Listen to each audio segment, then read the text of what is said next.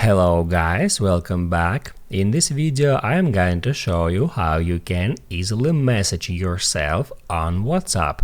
Be sure to watch the video to the very end so you don't make any mistakes, and of course do not forget to like this video and subscribe to my channel. So let's begin, and first open up WhatsApp app. Then get into chats, and after that you can just scroll down until you find your name.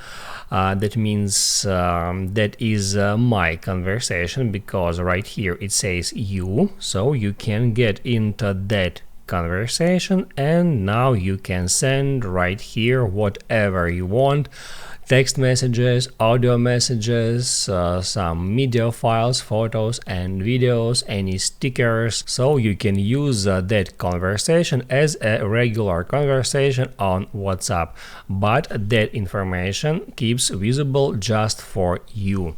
If you can't find that conversation right here at your chats, you can hit at search and then search for you to show up that chat.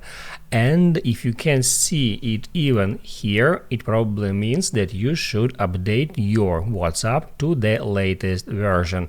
So go ahead and open up App Store or Google Play and then get the latest WhatsApp version.